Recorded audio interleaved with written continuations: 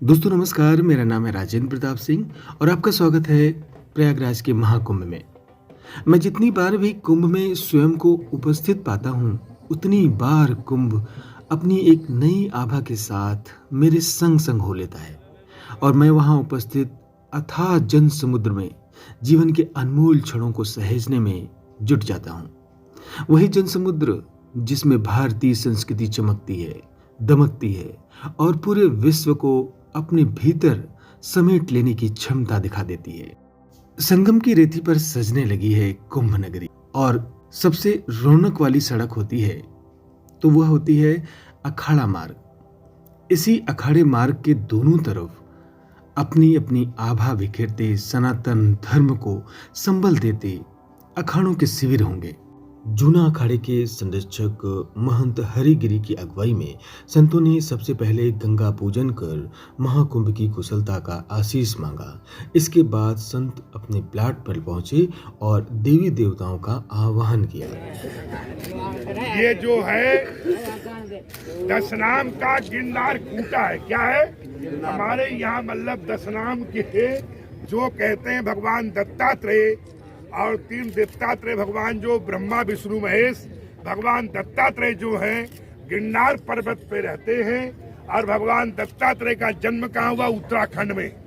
ये उत्तराखंड में गोपी जो देख रहे हैं आप, ज्योतिष मठ के बाद जो है वो उसके बाद वो पहाड़ आता है, अत्रि ऋषि पहाड़ है, माता अनुसुईया पहाड़ है, दत्तात्रेय पहाड़ है। उत्तराखंड में उनका जन्म हुआ और उनका रहना सहना कहाँ? ज्यादा गिरनार में दशनाम का खूटा है तो जय गिरनारी के नाम पे ये ध्वजा खड़ी की जाती है और किसी भी व्यवस्था को दे दी जाती है। ठीक है, पर इसका असली नाम क्या है? जय गिरनारी। किसी का मतलब अधिकार न कायम रहे ये भी देखा जाता नहीं। कल जाने वाले दिनों में कहे कि नहीं जी हमको मिलती रही, हमको मिलती रही, ये सब चीजें नहीं। जय गिरनारी। पूर्व निर्धारित तिथि के अनुसार काल भैरव जयंती पर धर्म ध्वजा स्थापित होनी थी। धर्म ध्वजा के लिए सबसे पहले अखाड़े के महंत जंगल में ऊंचे और सीधे पेड़ का चयन करते हैं। धर्म ध्वजा की लंबाई लगभग 52 फीट होती है। इसके बाद कुशल कारीगर इसकी कटाई छटाई करते हैं और फिर पेड़ के तने को गेरू से रंगा जाता है और फिर अखाड़े के संत तने पर जनेऊ बांधते हैं। चूंकि तना काफी मोटा होता है, इसलिए धर्म ध्वजा के लिए तने के ऊपरी हिस्से में 15 से 20 फीट का बांस बांधा जाता है, जिस पर धर्म ध्वजा लहराती है। ध्वजा के ऊपरी हिस्से पर मोर पंखी बांधी जाती है। इसके बाद अखाड़े के साधु संत, महंत, महामंडलेश्वर और अखाड़ा परिषद के सदस्य धर्म ध्वजा का पूजन करते हैं।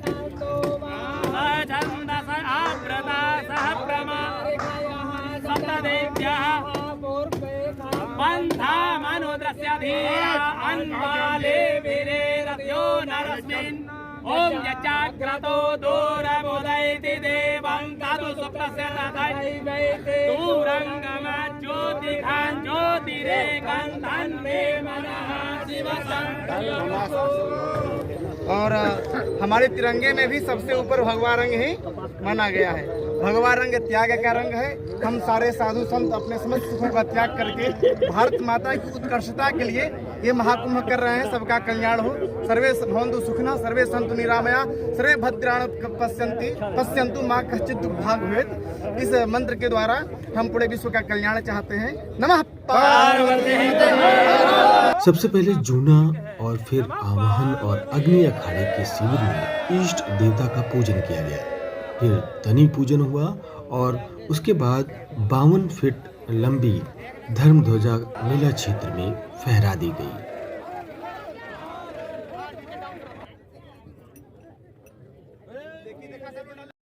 वहीं किन्नर अखाड़े की धर्म ध्वजा का भी पूजन हुआ।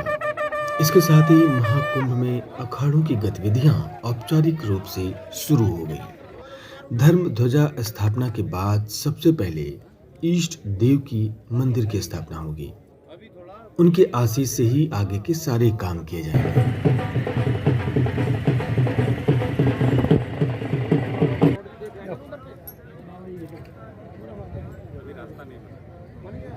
इस दौरान आवाहन अखाड़ा, अग्नि अखाड़ा, दशनाम सन्यासिनी अखाड़ा व आलोक दरबार समेत सभी अखाड़ों के महामंडलेश्वर, मंडलेश्वर, श्री महंत, महंत, थानापति, देश विदेश से आए संतों की मौजूदगी रही।